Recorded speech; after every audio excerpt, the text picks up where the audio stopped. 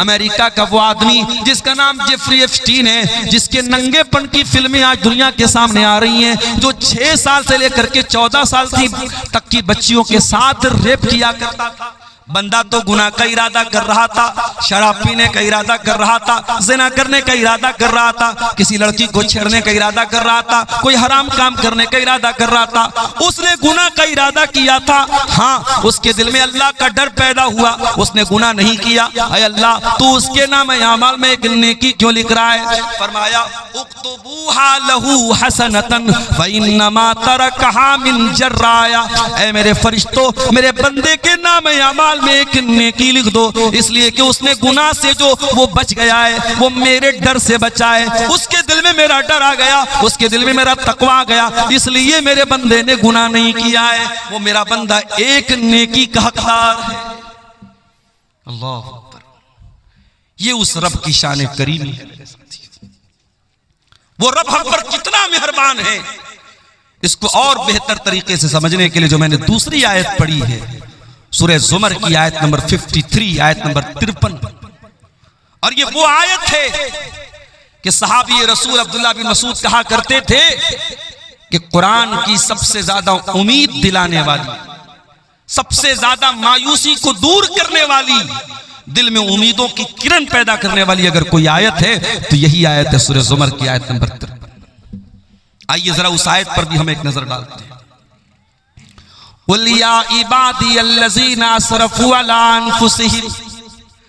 ऐ नबी आप फरमा दीजिए, कह दीजिए, ऐ मेरे वो बंदो जिन्होंने गुनाह कर करके अपनी जानों पर जुल्म किया है।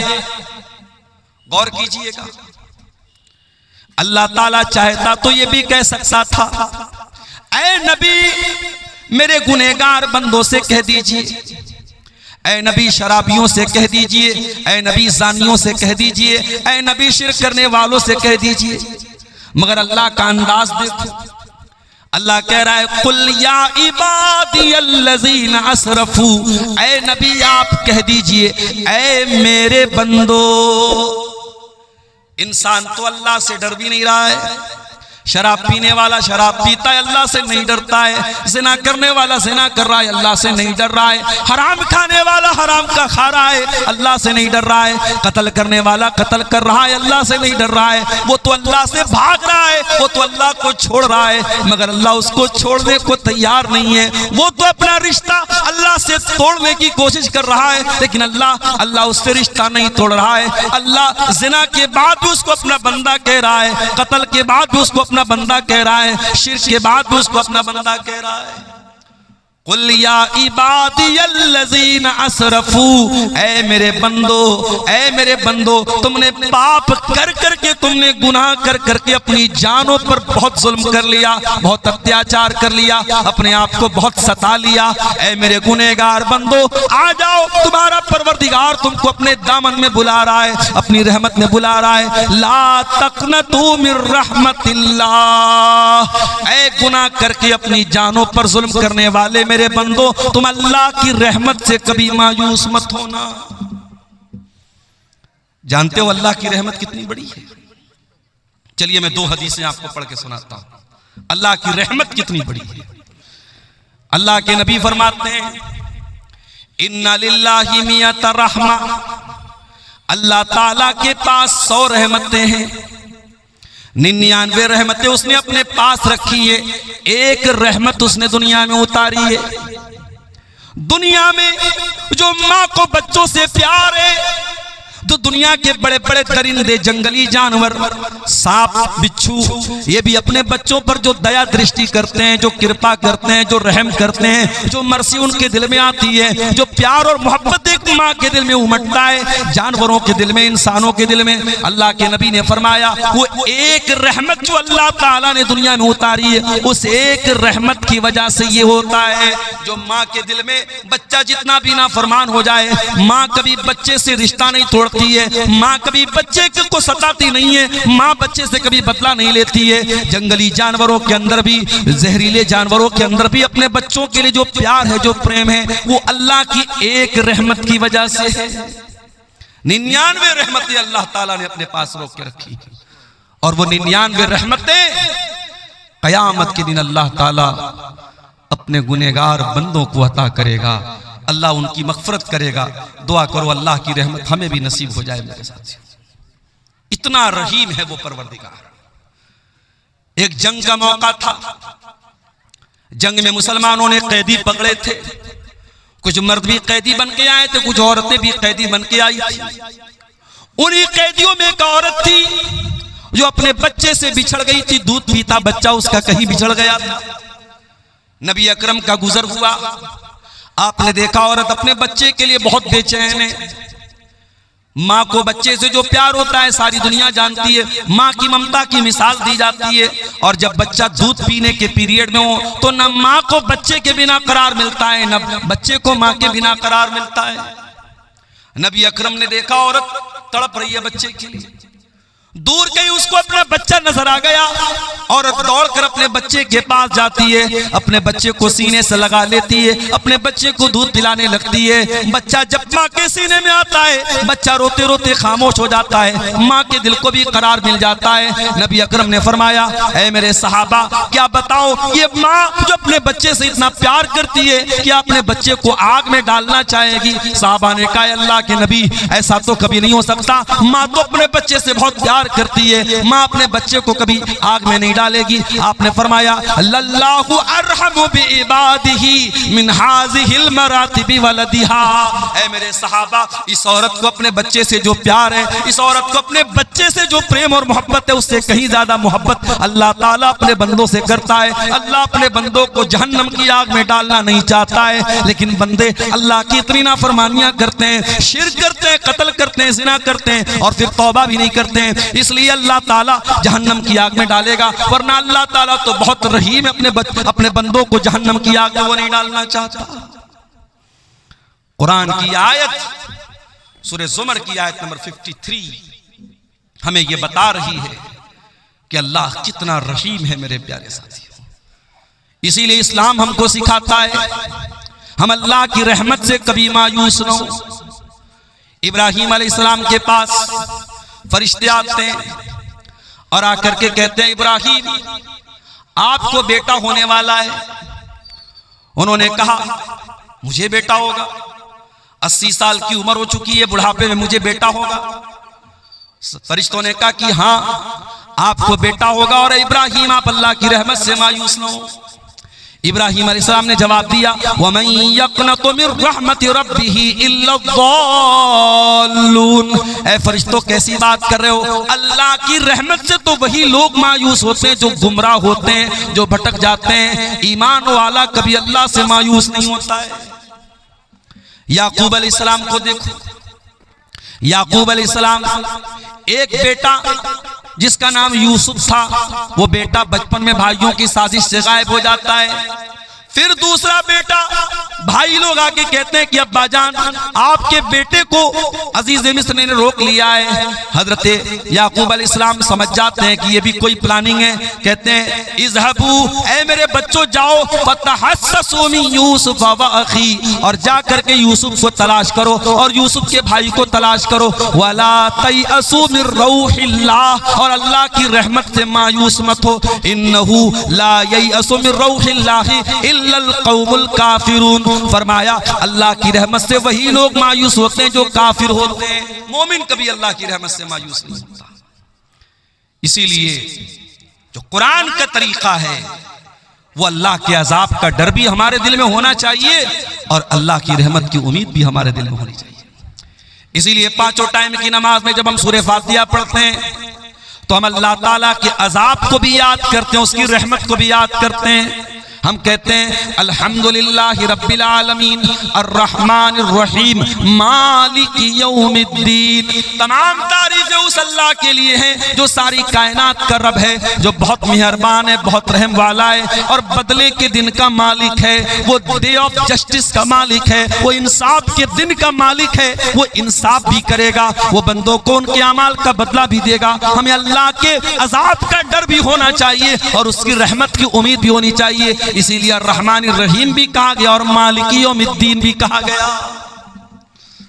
तो कुरान की आयत दुनिया के तमाम गुनहगारों को दावत दे रही है, ऐ शराब पीने वालों, ऐ जिना करने वालों, ऐ कत्ल करने वालों, ऐ गलत कामों में अपने हाथों को मुलव्विस करने वालों, ला तक़नतू मिर रहमतिल्लाह, तुम अल्लाह की रहमत से मायूस मत होना।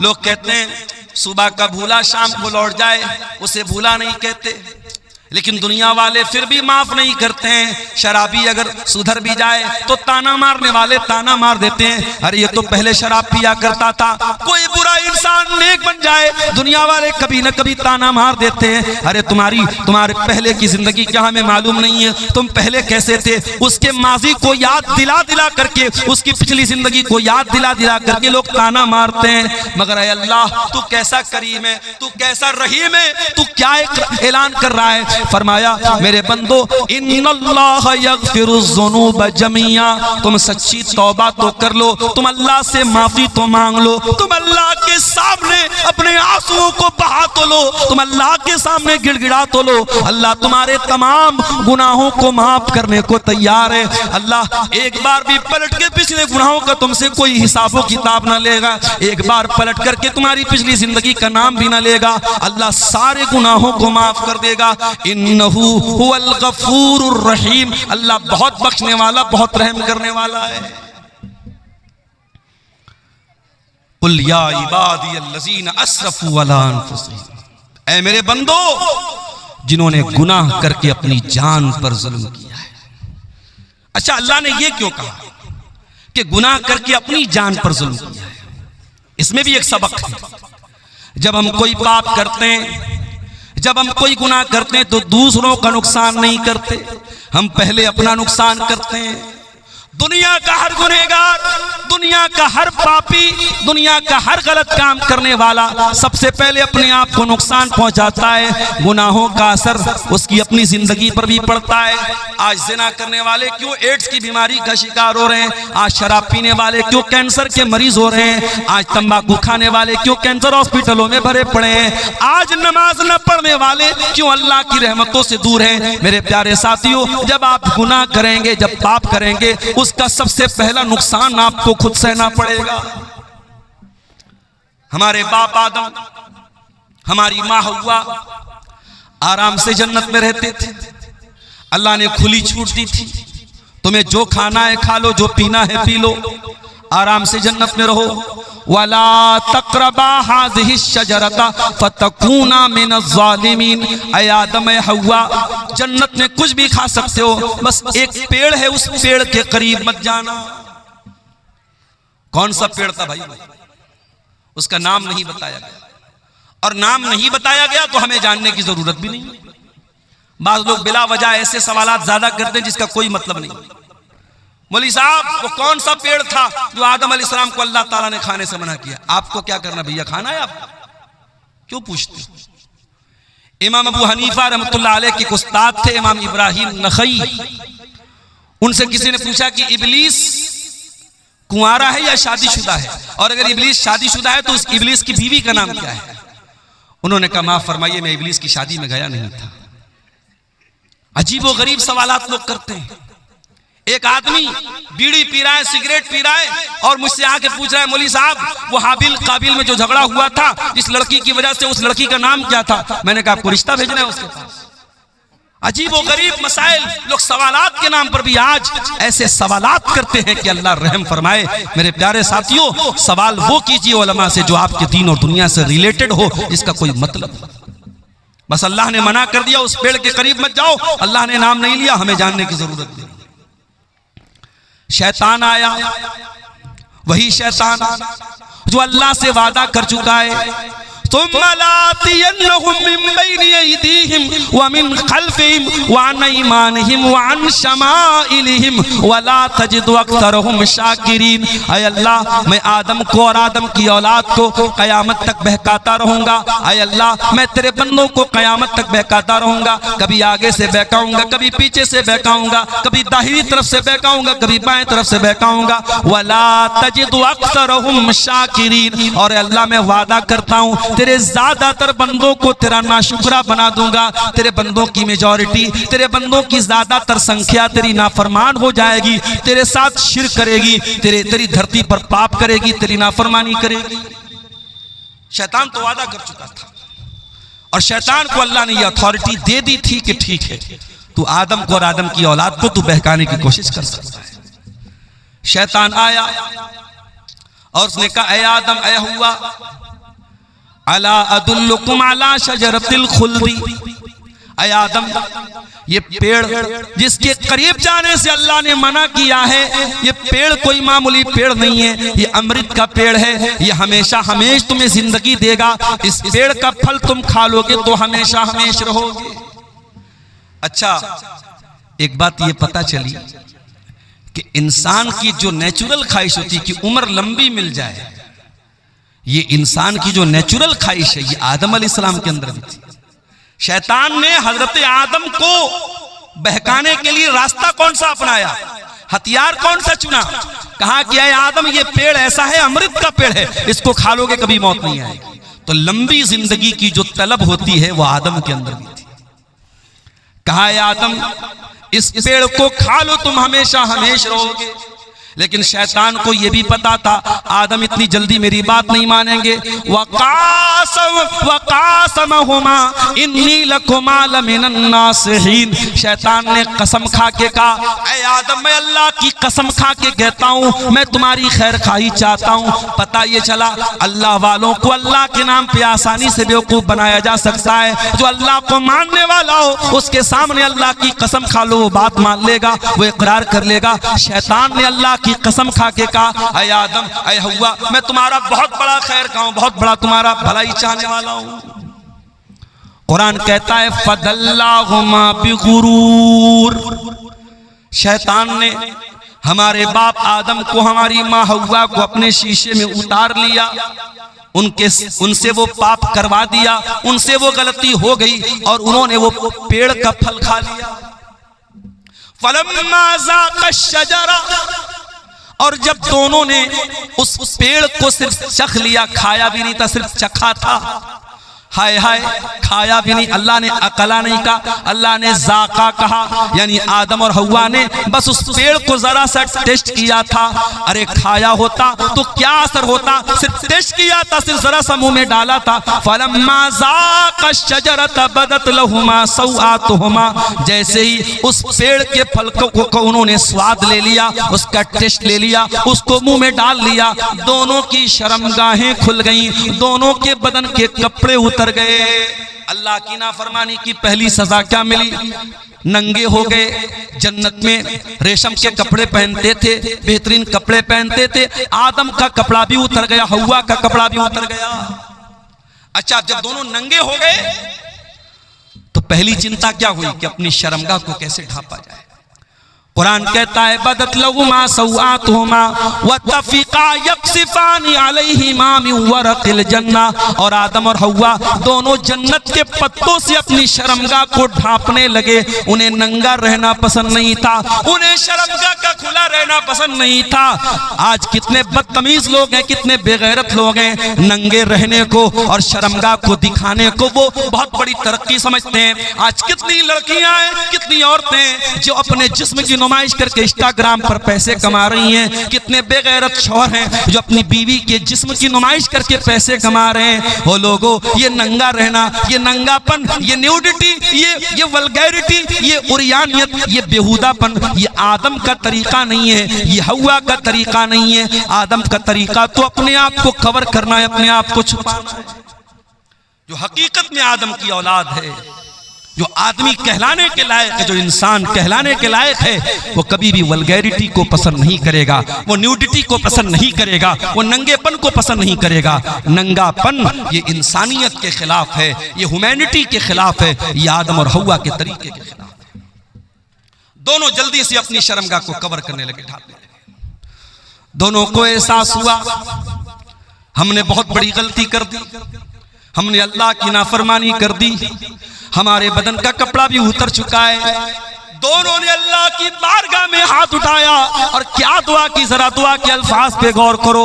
फरमाया रब्बना ज़लमना अनफुसना व इल्लम तगफिर लना व तरहमना लनकूनन्ना मिनल खासिरीन। परवरदिगार, हमसे ये जो गलती हुई है, हमसे जो तेरी नाफरमानी हुई है, हमने शैतान के झांसे में आके जो ये काम किया है, आय अल्लाह हमने किसी और पर नुकसान, किसी और का नुकसान नहीं किया है। रब्बाना ज़लमना अनफुसना, आय अल्लाह ये गलती करके हमने अपने नफ्स पर बहुत बड़ा जुल्म कर लिया, बहुत बड़ा अत्याचार कर लिया। व इल्लम तगफिर लना, और अगर तूने हमको नहीं बख्शा, व तरहमना, और तूने हम पर रहम नहीं किया, लनकूनन्ना मिनल खासिरीन, तो हमसे ज्यादा खसारा उठाने वाला कोई नहीं होगा।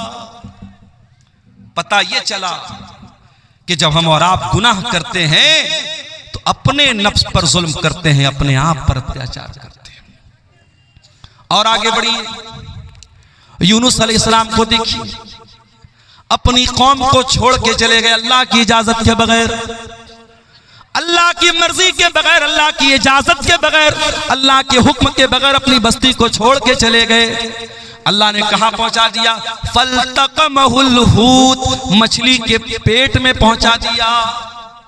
कितनी बड़ी मछली रही होगी, और उस मछली के पेट में यूनुस अलैहिस्सलाम बिल्कुल सही सलामत है। यह भी अल्लाह की बहुत बड़ी कुदरत है। मछली के पेट में यूनुस अलैहिस्सलाम पहुंच गए। अब जरा गौर करना मेरे भाइयों, समुंदर का अंधेरा है, मछली के पेट का अंधेरा है, रात का अंधेरा है, तीन अंधेरे हैं। यूनुस अलैहिस्सलाम तीन अंधेरों में पहुंच चुके हैं। दुनिया का कोई नेटवर्क वहां नहीं पहुंच सकता है। आज का दौर होता, एयरटेल भी काम न करता, BSNL भी काम न करता, जियो भी काम नहीं करता। आज पहाड़ों पे चले जाओ, मोबाइल का नेटवर्क काम करना बंद कर देता है। फ्लाइट पे चले जाओ, एयरप्लेन मोड में मोबाइल को डालना पड़ता है। आज भी दुनिया इतनी तरक्की कर चुकी है, लेकिन बहुत सारी जगह ऐसी है जहां नेटवर्क नहीं मिलता है, जहां मोबाइल कंपनियों का नेटवर्क नहीं पहुंचता है। वो लोगों, जहां दुनिया के किसी नेटवर्क का कवरेज ना हो, जहां दुनिया का कोई सिम न पहुंच सके, वहां मेरे परवरदिगार का नेटवर्क मौजूद होता है। यूनुस अलैहिस्सलाम मछली के पेट में पहुंच चुके हैं। उन्हें एहसास हो गया, मुझसे गलती हो गई, मुझे अल्लाह की इजाजत के बगैर अपनी कौम को छोड़ के नहीं जाना चाहिए था। फनादा फिज़्ज़ुलुमात, उन्होंने मछली के पेट में अल्लाह को पुकारा। उनके दिल में एक बार भी ये ख्याल नहीं आया, ये तो मछली का पेट है, ये तो अंधेरा है, ये तो समुंदर की गहराई है, यहाँ मेरी आवाज अल्लाह तक कैसे पहुंचेगी। यूनुस को यकीन था, जहां दुनिया का कोई नेटवर्क ना पहुंचे वहां अल्लाह का नेटवर्क मौजूद है। फनादा फिज़्ज़ुलुमात, उन्होंने मछली के पेट में अल्लाह को पुकारा। और क्या पुकारा? ला इलाहा इल्ला अंत सुब्हानका इन्नी कुन्तु मिनज़्ज़ालिमीन। हाय अल्लाह, तेरे सिवा मेरा कोई माबूद नहीं, तेरे सिवा मेरा कोई सहारा नहीं। सुब्हानका, तू पाक है, इन्नी कुन्तु मिनज़्ज़ालिमीन, हाय अल्लाह मैं बहुत बड़ा जालिम हूं, मुझसे गलती हो गई, अल्लाह मुझको माफ फरमा दे। हो लोगों, दुआ मांगने की तमीज सीखो, दुआ मांगने का तरीका सीखो। आगे रमजान आ रहा है, रमजान दुआओं का महीना है। जब रोजा रख के तुम अल्लाह से दुआ करोगे, अल्लाह जरूर तुम्हारी दुआ को सुनेगा। इसलिए कि अल्लाह कुरान में जहां रमजान का जिक्र करता है, जहां रोजे का जिक्र करता है, वहीं अल्लाह ये भी कहता है, वइज़ा सालका इबादी अन्नी फइन्नी करीब। ऐ मेरे नबी, जब मेरे बंदे आपसे मेरे बारे में सवाल करें तो जवाब दे दीजिए, मैं करीब हूँ। उजीबु दावतद दाई, मैं दुआ करने वालों की दुआओं को सुनता हूँ। शर्त ये, फलयस्तजीबू ली वलयुमिनू बी, बंदे मेरी बात तो माने, बंदे मेरे ऊपर ईमान तो ले आए। अगर आप अल्लाह की बात मानेंगे, अल्लाह पर ईमान लाएंगे, अल्लाह आपकी हर दुआ सुनने को तैयार है। हमें दुआ मांगने का तरीका ही नहीं आता मेरे साथ। यूनुस ने अल्लाह से कितनी प्यारी दुआ मांगी, इसीलिए अल्लाह के नबी फरमाते हैं, दावतो ज़िन्नून, मछली वाले नबी की दुआ, जब मुसलमान किसी मुसीबत में पड़ता है तो अल्लाह ताला जरूर उसकी मुसीबत को दूर करेगा। ये बहुत प्यारी दुआ है। ला इलाहा इल्ला अंत सुब्हानका इन्नी कुन्तु मिनज़्ज़ालिमीन, ऐ अल्लाह तेरे सिवा मेरा कोई माबूद नहीं है, तू पाक है, मैं जालिम हूँ। जरा इस दुआ के अंदर भी गौर करो, बंदा अपने आप को जालिम कह रहा है। इसका मतलब ये हुआ कि जब भी हम कोई गुनाह करते हैं तो पहले अपना नुकसान करते हैं। और ये बात याद रखो मेरे साथ, आपके गुनाहों की सजा आपके बच्चे भी भुगत रहे हैं। हमारे गुनाहों की सजा हमारा परिवार भी भुगतता है। हम कोई पाप करते हैं, उसका असर हमारे बच्चों पर भी पड़ता है, हमारी बीवी पर भी पड़ता है, हमारे परिवार पर भी पड़ता है, हमारी पूरी जिंदगी पर पड़ता है। इसीलिए अल्लाह कुरान में कहता है वमन आरज़ा अन ज़िक्री फ़इन्न लहू मईशतन ज़नका, जो मेरे जिक्र से मुंह मोड़ेगा, जो मेरी नाफरमानी करेगा, जो मेरी शरीयत को छोड़ देगा, हम उसकी जिंदगी को परेशानी वाली जिंदगी बना देंगे। व नहशुरुहु यौमल क़ियामति आमा, और क़यामत के दिन उसको अंधा बना करके उठाएंगे। गुनाहों का असर हमारी लाइफ पर भी पड़ता है मेरे प्यारे साथियों, हमारी तंदुरुस्ती पर भी पड़ता है। इसीलिए अल्लाह कह रहा है कुल या इबादियल्लज़ीना असरफू, ऐ नबी आप कह दीजिए ऐ मेरे वो बंदो जिन्होंने पाप कर करके, गुनाह कर करके अपनी जानों पर जुल्म किया है। एक इंसान था, बहुत गुनहगार था। अल्लाह के नबी फरमाते लम यामल खैरन क़त, उसने कभी कोई नेकी का काम नहीं किया था। मरने का टाइम आया, सारे बच्चों को बुलाया, ऐ मेरे बच्चों मैं बहुत बड़ा गुनहगार हूं, मैंने दुनिया में कभी कोई नेकी का काम नहीं किया है। इज़ा मित्तु फ़अहरिकूनी, जब मेरी मौत हो जाए तो एक काम करना, मुझे जला देना, मेरी पूरी बॉडी को जला देना, और जब मेरी पूरी बॉडी राख बन जाए, मेरा पूरा जिस्म जब राख बन जाए, मेरी राख के दो हिस्से कर देना, आधी राख को समंदर में फेंक देना, आधी राख को खुशकी में कहीं उड़ा देना। अगर अल्लाह ताला मुझे अजाब देने पर कादिर है तो वो तब भी मुझे अजाब दे देगा। मेरे बेटो ये तरीका तुम अपना लेना, शायद मैं अल्लाह के अजाब से बच जाऊं। मैं बहुत बड़ा गुनहगार हूं, अगर अल्लाह मेरी पकड़ करेगा मैं अल्लाह के अजाब से बच नहीं पाऊंगा, इसलिए तुम मुझे जला करके मेरी राख को आधा समंदर में डाल देना, आधा खुशकी में डाल देना, शायद मैं अल्लाह के अजाब से बच जाऊं। अल्लाह के नबी फरमाते हैं उसके बेटों ने ऐसा ही किया। उसके मरने के बाद उसको जला दिया, उसकी राख को आधा हिस्सा समंदर में डाल दिया, आधा हिस्सा खुशकी में डाल दिया। अल्लाह ताला कुल्ले शैइन कदीर है, अल्लाह ने उसकी राख के सारे जर्रात को इकट्ठा करके उसे दोबारा जिंदा किया आलम बरज़ख में। और अल्लाह ने पूछा कि ऐ मेरे बंदे, तुझे किस चीज ने इस अमल पर उभारा? तूने अपने बेटों को ऐसी वसीयत क्यों की? तूने अपने बेटों से ये क्यों कहा कि मुझे जला देना? उसने कहा खशियतु का, ऐ अल्लाह तेरे डर की वजह से मैंने ऐसा काम किया है, तेरा खौफ मेरे ऊपर तारी था। ऐ अल्लाह मैं बहुत गुनहगार था, मुझे डर लग रहा था तू अगर मुझे पकड़ लेगा तो मैं बच नहीं पाऊंगा, तेरे डर की वजह से मैंने ऐसा किया है। अल्लाह ने फरमाया ऐ मेरे बंदे जा, अगर तूने मेरे डर से ऐसा किया है जा, मैं तेरे डर की कदर करता हूँ। और अल्लाह ने उस बंदे को जिसने जिंदगी में कभी कोई नेकी का काम ना किया था, अल्लाह के डर की वजह से उसने ऐसी वसीयत की थी, अल्लाह ने उस बंदे को जहन्नम से बचा करके जन्नत में दाखिल कर दिया। इतना करीम है हमारा परवरदिगार मेरे प्यारे साथियों। इसलिए इंसान कभी गुनाह करते करते ये ना सोचे कि अब मैं तौबा भी करूंगा तो पता नहीं मेरी तौबा कबूल होगी कि नहीं होगी। जहां आपके गुनाहों की सरहदें खत्म हो जाती हैं, वहां से अल्लाह की रहमतों की सरहद शुरू होती है मेरे साथियों। इसीलिए अल्लाह के नबी फरमाते, बड़ी लंबी हदीस है हजरत अबू ज़र ग़िफ़ारी की, और ये वो हदीस है, अबू ज़र ग़िफ़ारी जब ये हदीस बयान करते थे तो उनसे बयान करने वाले अबू इद्रीस खौलानी ताबई जब इस हदीस को पढ़ने लगते थे तो घुटनों के बल गिर कर के रोने लगते थे। बड़ी लंबी हदीस है, मैं उस हदीस का आखिरी टुकड़ा आपके सामने पढ़ रहा हूं।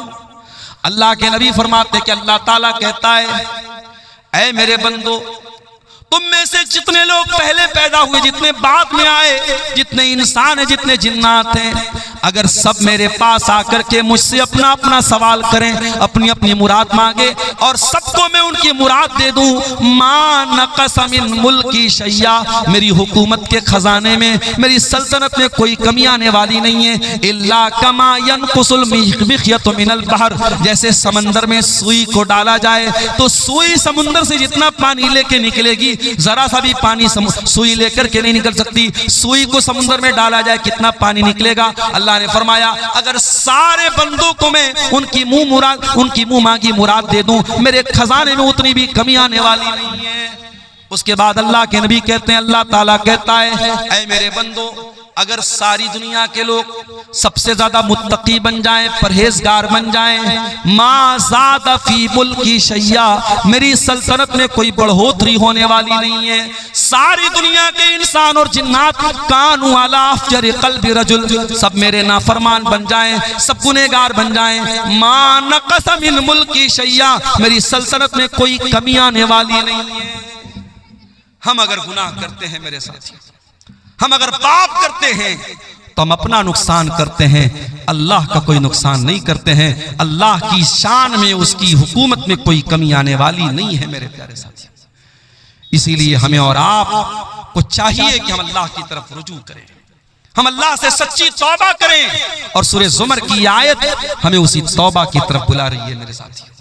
कुल या इबादियल्लज़ीना असरफू अला अनफुसिहिम ला तक़नतू मिन रहमतिल्लाह, ऐ नबी आप कह दीजिए, ऐ मेरे बंदो, जिन्होंने गुनाह कर कर के अपनी जानों पर जुल्म किया है, ला तक़नतू मिन रहमतिल्लाह, तुम अल्लाह की रहमत से कभी मायूस मत होना।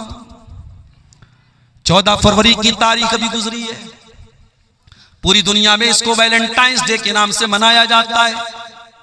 बहुत सारे लोगों ने उस दिन गलत काम भी किए, ज़िनाकारी का एक बाजार गर्म हुआ, वक्ती तौर पर गुनाह की लज्जत तो मिल गई, लेकिन याद रखो मेरे प्यारे साथियों, गुनाह वक्ती तौर पर तो लज्जत दे देता है, लेकिन परमानेंटली इंसान के लिए बहुत नुकसानदेह साबित होता है। ये जिना करने वाले, ये हराम काम करने वाले, ये नाजायज ताल्लुकात बनाने वाले, ये वक्ती तौर पर तो जरूर थोड़ी लज्जत पा लेते हैं, मगर परमानेंट तौर पर, दायमी तौर पर वो अल्लाह की तरफ से बहुत बड़ी बेबरकती के शिकार हो जाते हैं। उनकी जिंदगी से बरकत खत्म हो जाती है, वो अल्लाह की रहमत से दुत्कार दिए जाते हैं। कुरान की आयत उन जिना करने वालों को भी दावत दे रही है, ला तक़नतू मिन रहमतिल्लाह, अगर तुमने वाकई में जिना कर लिया है, तुमने शराब पी ली है, तुमने गलत काम कर लिए हैं, तुमने कोई गुनाह का काम कर लिया है, ला तक़नतू मिन रहमतिल्लाह, आओ तुम्हारा परवरदिगार तुमको तौबा की दावत देता है, आ जाओ अल्लाह से सच्ची तौबा कर लो, अल्लाह तुमको कबूल करने को तैयार है। आज तो हालात ये हैं, अदालत में अपराधी पकड़ा जाता है, झूठा गवाह ला करके अपराधी अपने आप को बचा लेता है। पैसे वाला होता है, जज से भी समझौता कर लेता है, वकीलों से, अच्छे वकीलों को हायर करके अपने आप को बचा लेता है। अल्लाह की अदालत में तो ऐसा होने वाला नहीं है मेरे साथी। अल्लाह की अदालत में ना झूठा गवाह आएगा, न कोई गलत सबूत आप लेकर आ पाएंगे। अल्लाह की अदालत में तो अल्लाह जबान पर मुहर लगा देगा। फरमाया, अल यौमा नख्तिमु अला अफवाहिहिम व तुकल्लिमुना अयदीहिम व तशहदु अर्जुलुहुम बिमा कानू यक्सिबून, कयामत के दिन हम तुम्हारे मुंह पर मुहर लगा देंगे, तुम्हारा हाथ गवाही देगा, तुम्हारे पैर गवाही देंगे। तुमने हाथों से क्या क्या करतूत किए थे, हाथ बोलेगा, तुमने पैरों से क्या क्या करतूत किए थे, पैर बोलेगा। हत्ता इज़ा मा जाऊहा शहीद अलैहिम समउहुम व अबसारुहुम व जुलूदुहुम बिमा कानू यामलून, कयामत के दिन जब तुम अल्लाह की बारगाह में आओगे, तुम्हारा कान भी तुम्हारे खिलाफ गवाही देगा। ओ कानों में एयरपॉड लगा करके दिन रात गाना सुनने वालों, ओ म्यूजिक में रातें बसर करने वालों, ओ बाइक चलाते हुए गाना सुनने वालों, ओ कार चलाते हुए गाना सुनने वालों, तुमने कानों से क्या क्या सुना है, ये कान कल कयामत के दिन गवाही देंगे। हत्ता इज़ा मा जाऊहा शहीद अलैहिम समउहुम व अबसारुहुम, और फेसबुक की रील्स और इंस्टाग्राम के वीडियोस पर अपना टाइम बर्बाद करने वाले मेरे नौजवानों, अपनी आंखों से गंदी चीजें देखने वाले मेरे नौजवान साथियों, ये आंखें भी कयामत के दिन बोलेंगी, ये आंखें भी गवाही देंगी। और एक बात मैं बोलना चाहूंगा मेरे साथियों, क्योंकि रमजान अब सिर्फ 2 दिन की दूरी पर हमसे, हो सके तो 1 महीना के लिए ये रील्स की दुनिया से अपने आप को बाहर निकाल दो। ये रील्स कोई मामूली चीज नहीं है। ये रील्स गंदी फिल्मों से बड़ा किरदार अदा कर रही हैं, हमारे बच्चों को बर्बाद कर रही हैं, हमारी लड़कियों को बर्बाद कर रही हैं। इन रील्स को मेरे भाइयों रमजान की रातों को बर्बाद करने का जरिया मत बनाना, रमजान के दिनों को बर्बाद करने का जरिया मत बनाना। नेकी का मौसम आ रहा है, नेकी का महीना आ रहा है, हो सके तो कम से कम एक महीना फेसबुक और इंस्टाग्राम को छोड़ देना, रील्स को छोड़ देना। और अगर नहीं छोड़ते हो तो याद रखो, ये आंखें भी क़यामत के दिन गवाही देगी और ये चमड़ी भी गवाही देगी। वक़ालू लिजुलूदिहिम लिमा शहिदतुम अलैना, और इंसान बोलेगा अपनी चमड़ी से कि तू कैसे गवाही दे रही है, तू कैसे बोल रही है। क़ालू अंतक़नल्लाहुल्लज़ी अंतक़ कुल्ल शै, इंसान की चमड़ी कहेगी कि अल्लाह ने हमको बोलना सिखाया है, इसलिए आज हम बोल रहे हैं। तो दुनिया में हमारे झूठे गवाह हमें बचा लेंगे, मगर अल्लाह की अदालत में कोई झूठा गवाह नहीं होगा। वहां कान गवाही देगा, वहां आंखें गवाही देंगी, वहां हाथ गवाही देंगे, वहां पैर गवाही देंगे। इसलिए मेरे प्यारे साथियों, इससे पहले कि अल्लाह की अदालत में हमारा केस जाए, हम दुनिया में अल्लाह से सच्ची तौबा कर लें, हम अल्लाह के सामने माफी मांग लें। नबी अकरम के पास एक सहाबी आए, उनका नाम था माइस बिन मालिक असलमी। उन्होंने अल्लाह के नबी के पास आके कहा, अय अल्लाह के नबी, इन्नी असब्तु ज़िना, मैंने ज़िना कर लिया है, मैं शादीशुदा इंसान हूं, मुझसे ज़िना हो गया है, मुझे मालूम है शादीशुदा की इस्लाम में ज़िना करने की क्या सजा है। अय अल्लाह के नबी, मैं आखिरत में ज़िना की सजा नहीं पाना चाहता हूँ, मुझे दुनिया में सजा दे दीजिए, मुझे पत्थरों से मार मार के खत्म कर दीजिए, मुझे रज्म कर दीजिए, मैं दुनिया की सजा झेलने को तैयार हूँ, मैं आखिरत में ये सजा नहीं झेलना चाहता। नबी अकरम ने अपने सहाबा से कहा, जरा पता लगाओ इन्होंने शराब तो नहीं पी है। सहाबा ने मुंह सूंघा, अय अल्लाह के नबी शराब के नशे में नहीं है। फिर आपने पता लगाओ इनका दिमाग तो नहीं खराब हो गया है, इनको पागलपन का दौरा तो नहीं आ रहा है। सहाबा ने तहकीक करके बताया, अय अल्लाह के नबी दिमाग भी बिल्कुल ठीक ठाक है। आपने फरमाया अच्छा जाओ बाद में आना। नबी ने एक मौका और दे दिया। कुछ दिनों के बाद माइस बिन मालिक असलमी फिर आते हैं, अय अल्लाह के नबी मुझे ज़िना की सजा दे दीजिए, मैंने बहुत बड़ा पाप कर लिया है। आपने फरमाया जमीन में गड्ढा खोदो। गड्ढा खोदा गया, माइस का आधा धड़ गड्ढे में डाला गया, आधा धड़ बाहर रखा गया और पत्थरों से मार मार के माइस बिन मालिक असलमी को कत्ल किया गया। उनको ज़िना की सजा दी गई, उनको रज्म किया गया, उनको मार दिया गया। जब माइस को ये सजा दी गई, आपने उनके मरने के बाद कहा इनको दफनाया जाए, मैं इनका जनाजा पढ़ाऊंगा। हजरत उमर फारूक ने कहा अल्लाह के नबी कैसी बात कर रहे हैं, एक जानी का जनाजा आप पढ़ाएंगे, एक ज़िना करने वाले के जनाजे की नमाज आप पढ़ाएंगे। आपने फरमाया लक़द ताब तौबतन लौ ताबहा सबऊन मिन अहलिल मदीनति लवसियतहुम।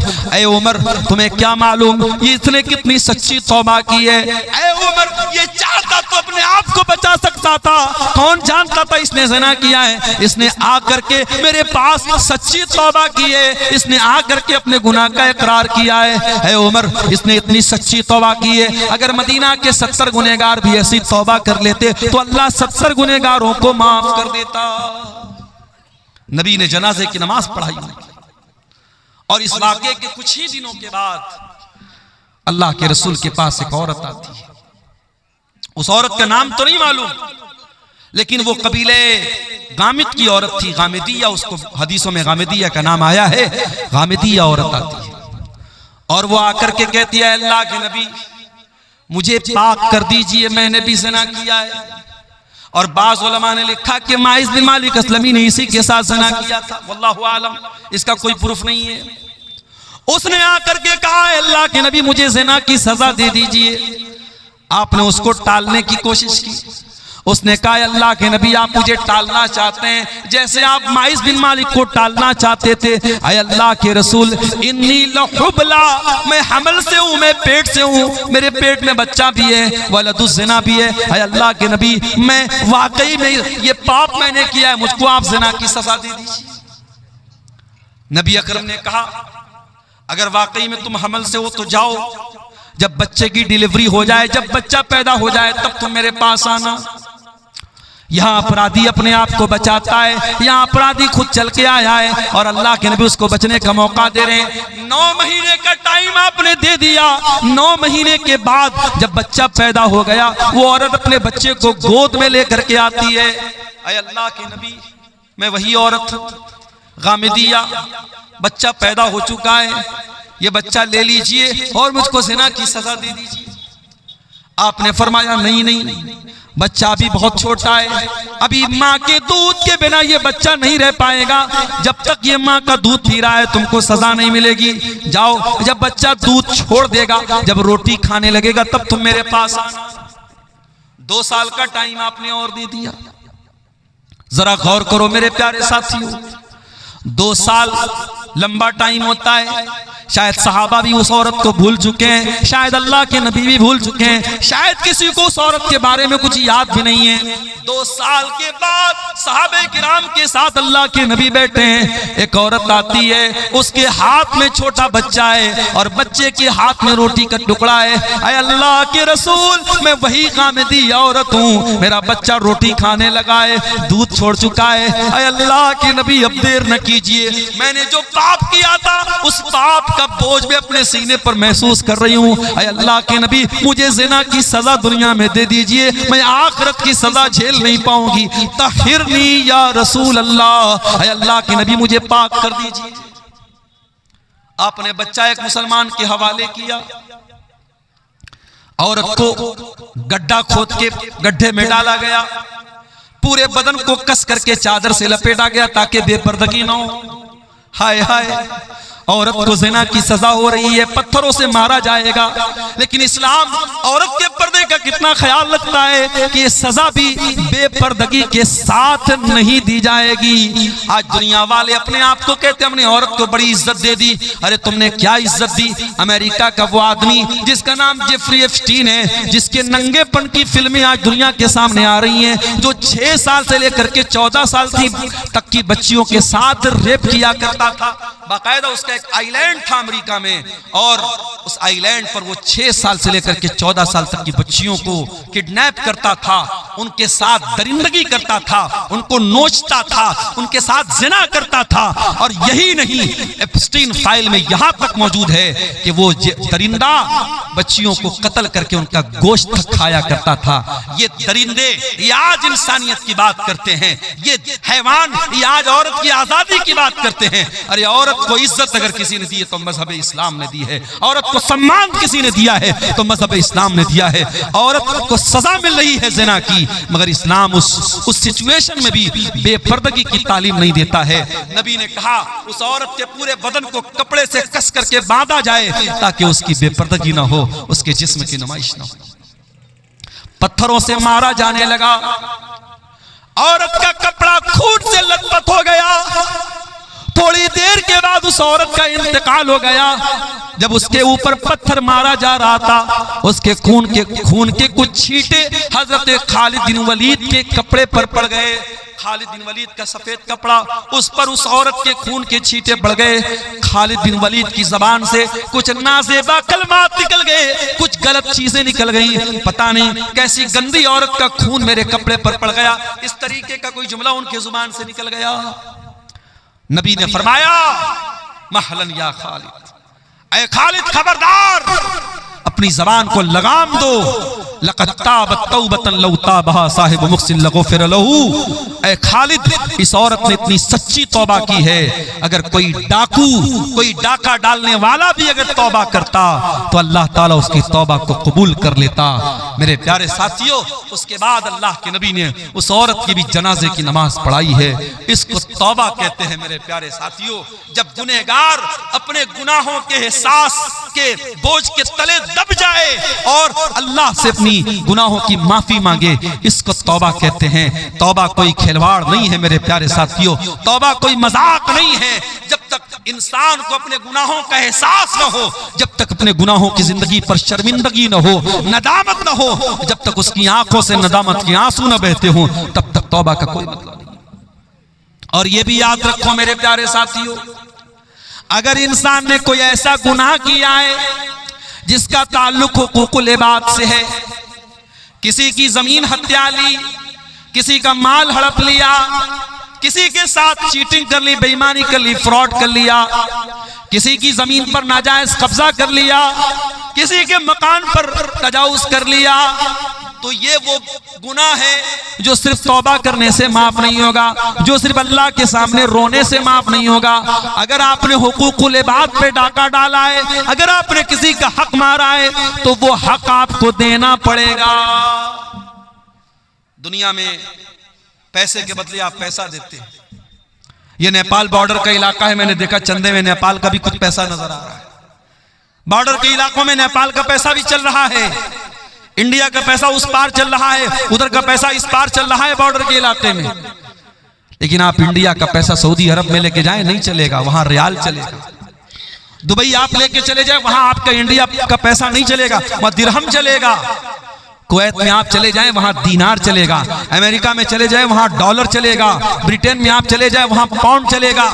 आप दुनिया के मुख्तलिफ मुल्कों में चले जाएं, वहां उनकी करेंसी चलती है। मेरे प्यारे साथियों, आखिरत में जब मरने के बाद हम अल्लाह के यहाँ जाएंगे, तो वहां दुनिया का माल और दुनिया की दौलत और दुनिया की करेंसी नहीं चलेगी, वहां करेंसी चेंज हो जाएगी। अगर दुनिया में हमने किसी का माल हड़पा है, किसी की जमीन हड़पी है, किसी बहन बेटी के साथ हमने ज्यादती की है और उसका हक मारा है, तो कयामत के दिन हमें अपनी नेकियों से हाथ धोना पड़ेगा।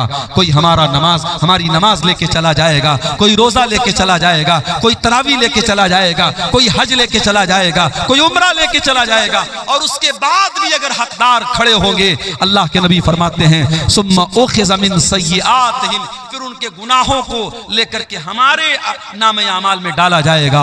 और इंसान जो दुनिया से नेकी का पहाड़ लेके गया था, अगर हुकूकुल इबाद का मामला गड़बड़ है, तो हालत ये हो जाएगी कि गुनाहों से लथपथ होकर के जहन्नम में फेंक दिया जाएगा। इसलिए मेरे प्यारे साथियों, अगर सच्ची तौबा करना चाहते हो हुकूकुल इबाद से, तो दुनिया में हक दे दो, हक दे दो। और अगर किसी को जबान से तकलीफ पहुंचाई है, तो जाकर के माफी मांग लो। उसके बगैर अल्लाह ताला क्या माफी मिलने वाली नहीं है। मेरे प्यारे साथियों, अल्लाह के प्यारे नबी फरमाते हैं लतुअद्दुन्नल हुकूक इला अहलिहा यौमल क़ियामह, तुम्हें क़यामत के दिन हकदारों को उनका हक देना पड़ेगा। हत्ता युक़ादल शातिल जलहाई मिनश्शातिल करना, यहाँ तक कि अगर बगैर सींग वाली बकरी को सींग वाली बकरी ने मारा है, अगर सींग वाली बकरी ने बगैर सींग वाली बकरी को मारा है, तो उसका भी क़िसास लिया जाएगा, उसका भी बदला लिया जाएगा। क़यामत के दिन उसका भी क़िसास लिया जाएगा मेरे साथियों। इसलिए मेरे प्यारे साथियों, अल्लाह से सच्ची तौबा करो। और सूरह ज़ुमर की आयत नंबर 53 हमें उसी की दावत दे रही है। कुल या इबादियल्लज़ीना असरफू, ऐ मेरे वो बंदो जिन्होंने गुनाह कर करके अपनी जानों पर जुल्म किया है, ला तक़नतू मिन रहमतिल्लाह, तुम अल्लाह की रहमत से मायूस न होना। आगे रमजान आ रहा है, अगर आप तौबा करना चाहते हैं, अगर अपनी जिंदगी को चेंज करना चाहते हैं, अपने अंदर परिवर्तन लाना चाहते हैं, रमजान से अच्छा कोई मौका नहीं है। रमजान हमारी जिंदगी में चेंजिंग लाता है। सुबह 4 बजे उठ करके हम आम दिनों में कुछ खाते नहीं है, लेकिन रमजान में उठ करके सहरी खा रहे हैं। दोपहर का खाना हम रोजाना खाते हैं, रमजान में दोपहर का खाना क्या होता है हम भूल जाते हैं। हम दोपहर में कुछ नहीं खाते हैं, हम शाम को 5 बजे इफ्तार कर रहे हैं। रमजान ने हमारे खाने का टाइम चेंज कर दिया, हमारे पान पीने का टाइम चेंज कर दिया, हमारे सोने का टाइम चेंज कर दिया। जो रमजान हमारे खाने पीने सोने का टाइम चेंज कर सकता है, वो रमजान हमारे गुनाहों की दुनिया को भी चेंज कर सकता है।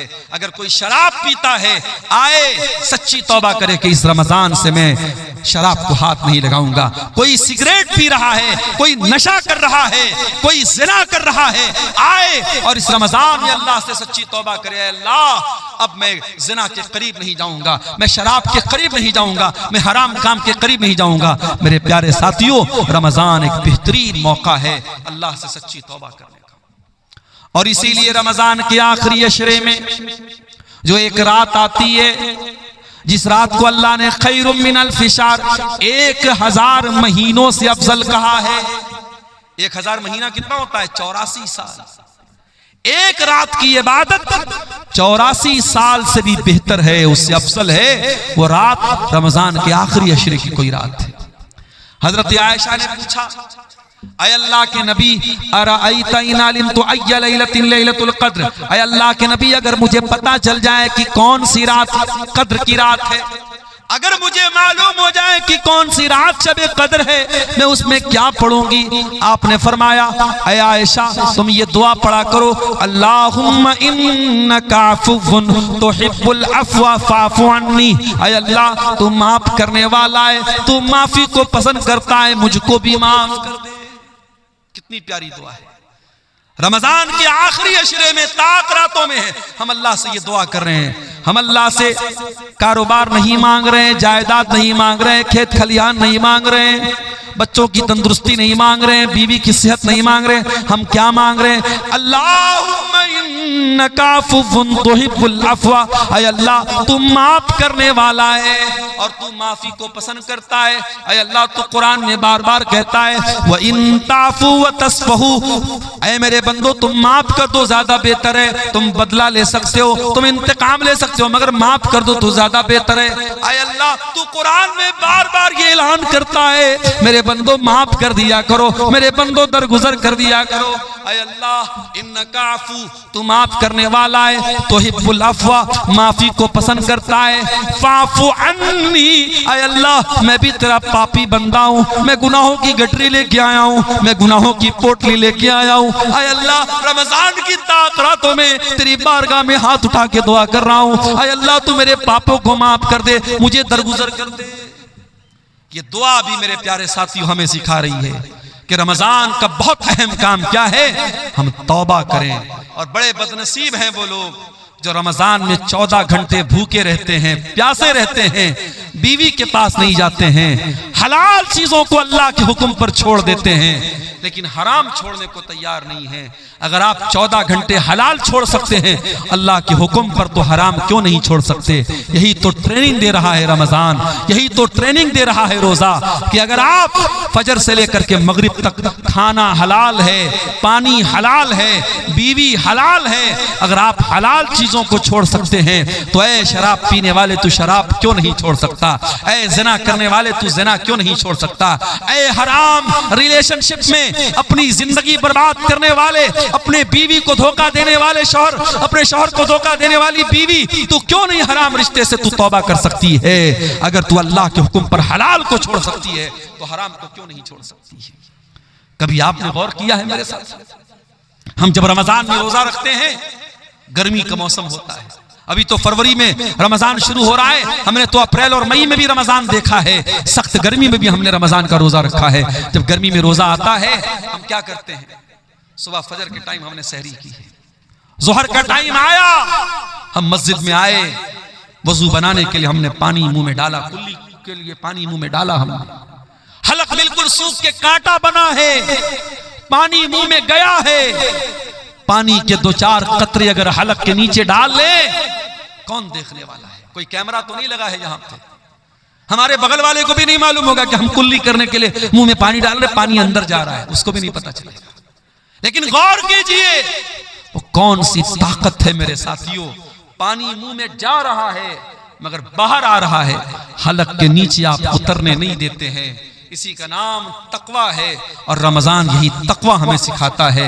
या अय्युहल्लज़ीना आमनू कुतिबा अलैकुमुस्सियामु कमा कुतिबा अलल्लज़ीना मिन क़ब्लिकुम लअल्लकुम तत्तक़ून, ऐ ईमान वालो, ये रमजान तुम्हें तकवा सिखाने के लिए दिया गया है, ये रोजा तुम्हें तकवा सिखा रहा है, ये तकवा की ट्रेनिंग दे रहा है मेरे साथियों। असर का टाइम हो गया, भूख और प्यास के मारे आपका बुरा हाल है, आप अपने कमरे में आते हैं, कमरे में फ्रिज रखा हुआ है, फ्रिज में केला भी है, अनार भी है, अमरूद भी है, सेब भी है, शहद भी रखा हुआ है, तरह तरह की चीजें रखी हुई है। आप अगर कमरा बंद करके 2-4 केले खा ले, कौन पूछने वाला है? 2-4 सेब खा ले, कौन पूछने वाला है? 2-4 चीजें खा ले, कौन पूछने वाला है? ठंडा ठंडा पानी पी ले, कौन पूछने वाला है? लेकिन यही तकवा होता है मेरे प्यारे साथियों। हम उस गर्मी के मौसम में असर के टाइम भी मस्जिद घर में बैठे हैं, लेकिन हम खाने पीने की चीजों को मुंह में नहीं डालते हैं। मेरे अजीजों, मेरे भाइयों, मेरे बुजुर्गों, अगर रमजान हमें ये तकवा सिखाता है तो रमजान हमें तौबा भी सिखाता है। हम अल्लाह से सच्ची तौबा करें। जो नमाज नहीं पढ़ते हैं आए और तौबा करें और इरादा करें कि इस रमजान से 5 टाइम की नमाज की पाबंदी शुरू करेंगे। और ऐसी वैसी पाबंदी नहीं, नमाज से ऐसी पाबंदी नमाज की होनी चाहिए कि एक टाइम की भी नमाज छूटे तो ऐसा लगे कि हाँ जिंदगी में कुछ मिस हो गया, कुछ छूट गया। बगैर नमाज के सुकून न मिले, बगैर नमाज पढ़े नींद ना आए, ऐसा ताल्लुक मेरे प्यारे साथियों नमाज से हमारा हो जाए। और कोशिश ये कीजिए कि रमजान में 5 टाइम की नमाज जमात से पढ़िए, बिला मजबूरी की आप जमात मत छोड़िए। और अजान की आवाज सुनते ही सारा काम बंद, सारी चीजों को पेंडिंग में डाल दीजिए, पहले मस्जिद में आइए और कोशिश कीजिए कि हर नमाज में आप वक्त के पहले मस्जिद में पहुंच जाएं, ताकि जब इमाम अल्लाहु अकबर कह करके नमाज शुरू करे, जब पहली तकबीर हो तो आप पहली तकबीर में शामिल हो जाएं।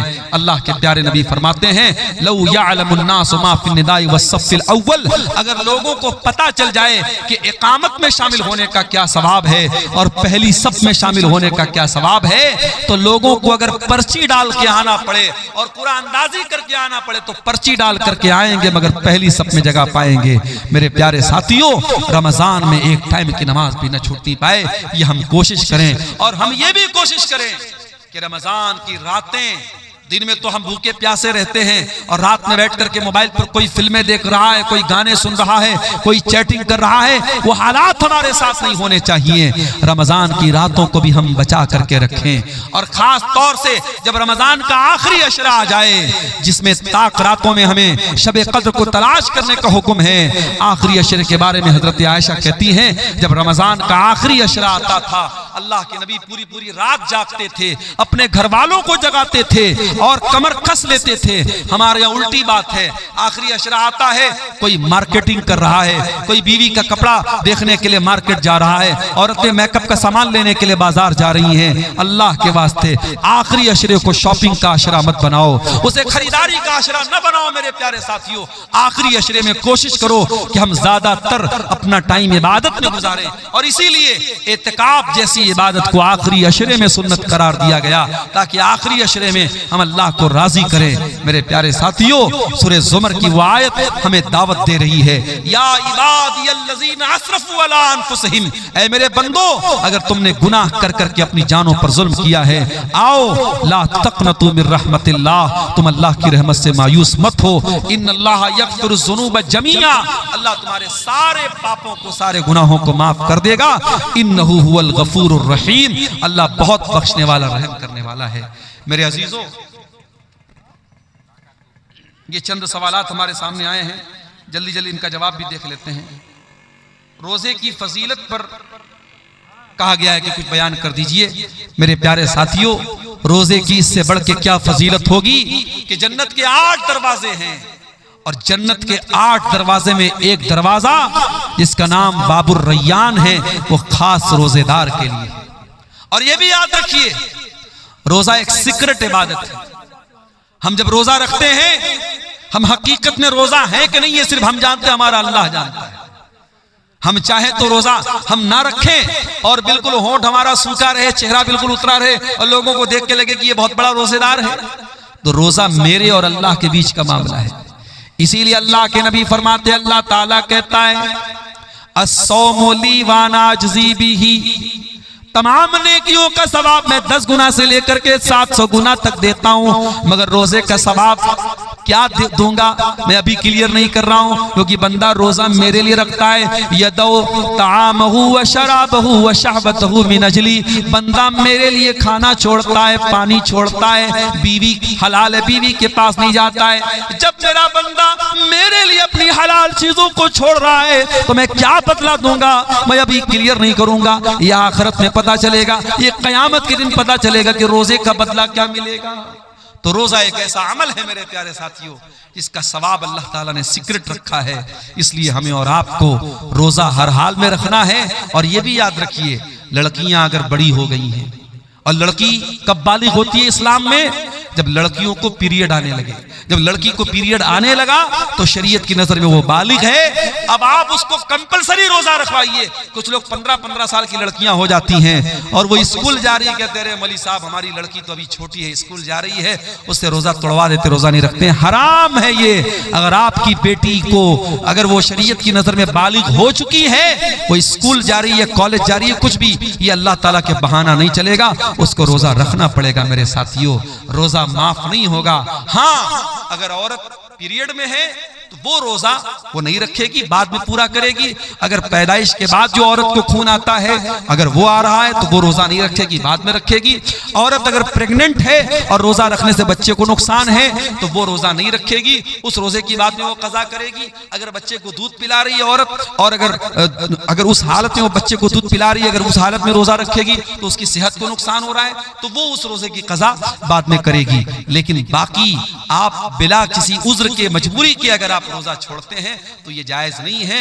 कुतिबा अलैकुमुस सियाम, अल्लाह ने रोजे को फर्ज करार दिया है। उसके बाद एक सवाल ये आया है, गैर मुस्लिम से चंदा लेना कैसा है, ये जानने के बावजूद कि वो सूद ब्याज का काम करता है। देखिए, अगर गैर मुस्लिम सूद और ब्याज का काम करता है और वही उसका ज्यादातर धंधा उसी चीज का है, उसका बड़ा कारोबार वही है, तो ऐसे गैर मुस्लिम से आपको चंदा नहीं लेना चाहिए, ना मस्जिद में ना मदरसे में। और साफ बोल दीजिए कि भाई देखिए हमारे यहाँ सूद और ब्याज हराम है और आपका कारोबार सूद और ब्याज का है, हम आपसे चंदा नहीं ले सकते। वो नाराज हो जाए मगर उसे चंदा मत लीजिए। लेकिन अगर कोई गैर मुस्लिम ऐसा है जो ज्यादातर कारोबार उसका तो जायज चीजों का है, लेकिन चूंकि वो गैर मुस्लिम है, वो इस्लाम को तो नहीं मानता है और कुछ चीजों का वो हराम का भी कारोबार करता है, लेकिन मेजर हिस्सा, बड़ा हिस्सा उसके कारोबार का हलाल है, तो उसका चंदा आप ले सकते हैं। मस्जिद में भी ले सकते हैं, मदरसे में भी ले सकते हैं। क्यों ले सकते हैं? अल्लाह के नबी के दौर में जो खाने काबा था, उस खाने काबा को मुशरिकीन ने अपने पैसे से बनाया था और मुशरिकीन ने हलाल पैसे से बनाया था। उन्होंने तय किया था हम हराम पैसा नहीं लगाएंगे। तो जब अल्लाह के नबी ने खाने काबा को फतह किया तो अगर उनके चंदे और उनके पैसे से बना हुआ काबा सही न होता तो अल्लाह के नबी उस इमारत को तोड़वा देते, मगर आपने उसको बरकरार रखा। और नबी के दौर में गैर मुस्लिमों से जो अल्लाह के नबी के जो ताल्लुकात थे उसमें भी कहीं हमको ये चीज़ नहीं मिलती है कि आपने उनके साथ खाने पीने को मना किया हो या उनसे लेन देन को मना किया हो या उनके तोहफे तहफ़ को लेने से मना किया हो आपने। हाँ, जहाँ मजहबी मामला आ जाएगा उनके किसी मजहबी त्यौहार में हम शामिल नहीं होंगे, किसी शिरकिया त्यौहार में शामिल नहीं होंगे, और किसी शिरकिया त्यौहार में मिलने वाला कोई सामान है उसमें हम शामिल नहीं होंगे। वल्लाहु आलम बिस्सवाब। नमाज के लिए इमामत का सबसे ज्यादा हकदार कौन है? अल्लाह के नबी की बड़ी साफ हदीस है, या उम्मुल कौम अक़रउहुम लिकिताबिल्लाह, कुरान को सबसे ज्यादा पढ़ने वाला। कुरान को सबसे ज्यादा कौन पढ़ता है? जो हाफिज कुरान होता है।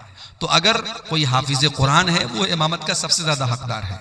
लेकिन यहाँ ये बात याद रखिए कि बाज हमारे यहाँ ऐसे हाफिज कुरान होते हैं जो हाफिज कुरान तो हैं मगर नमाजी नहीं है या दड़ी मुंडे हैं, तो ऐसे लोगों को इमामत नहीं दी जाएगी। अगर वो हाफिज है और साथ में दीनदार है, मुत्तकी है और नमाज के मसले मसाइल जानता है तो वो ज्यादा हकदार है। और उसके बाद सेकंड नंबर पे कौन है? अअलमुहुम बिस्सुन्नह, सुन्नत का जानकार। हाफिज कुरान के बाद दूसरे नंबर पे सुन्नत का जानकार यानी आलिम दीन, वो ज्यादा हकदार है। अगर आलिम दीन भी बहुत सारे लोग हैं तो अल्लाह के नबी ने फरमाया कि उनमें फिर सबसे ज्यादा जो उम्रदार, जो सबसे ज्यादा बाउमर है, मुअम्मर है, मालिय 3-4 उलमा है, तो जो उसमें सीनियर है उसको इमामत के लिए आगे बढ़ाया जाएगा। तो ये पूरी तरतीब हदीसों में बयान की गई। एक कब्र को दूसरी जगह ट्रांसफर करने का सही तरीका क्या है? देखिए, एक कब्र को दूसरी जगह ट्रांसफर करने का सही तरीका यही है कि जहां पे कब्र है, अगर हमको कन्फर्म मालूम है कि यहां पे कब्र है, तो उस कब्र में जो भी मुर्दे के बकियात हैं, उसकी हड्डियां वगैरह हैं, उनको एहतियात के साथ और एहतराम के साथ उनको वहां से उठा करके दूसरी जगह मुंतकिल किया जाएगा। अब उसमें कोई इस तरीके का जिक्र नहीं है हदीसों में कि हम बाकायदा अलग से कफन ला करके कफन में रखेंगे। आप नॉर्मली भी उसको उठा करके दूसरी जगह दफन कर सकते हैं, लेकिन हाँ, किसी हड्डी वगैरह को तोड़ने की इजाजत नहीं है।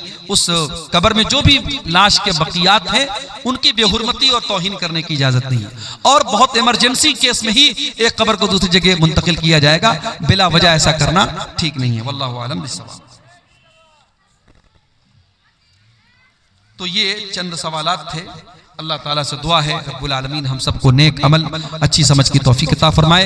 इलाही आलमीन हमें सच्ची तौबा की तौफीक दे। आने वाले रमज़ान को हमारी ज़िंदगी का बेहतरीन रमज़ान बना दे। हाँ। अच्छा, माशाअल्लाह माशाअल्लाह।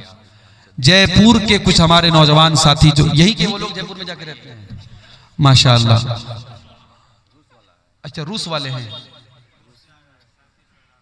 ये रूस से आया है। अच्छा अच्छा। यहाँ के कुछ नौजवान रूस में काम करते हैं माशाअल्लाह। उन्होंने तकरीबन 37,000 रुपये ऑनलाइन भेजे हैं इस मदरसे के लिए, मरियम लिल बनात के लिए। रब्बुल आलमीन उन तमाम नौजवानों को जो वहाँ काम कर रहे हैं, अल्लाह उनकी हिफाजत फरमाए, अल्लाह उनकी इस नेकी को कबूल फरमाए, अल्लाह उनके इस सदक़ात व खैरात को दुनिया और आखिरत में उनके नजात का जरिया बनाए। और जिन भाइयों ने भी आज इस मदरसे के लिए ताउन किया है, रब्बुल आलमीन उनके हाँ कबूल फरमाए। जाते जाते आप तमाम हजरात से गुजारिश है कि आप हजरात अगर नहीं अब तक हिस्सा लिए हैं इस नेकी में, तो आगे बढ़ करके हिस्सा लें। यहाँ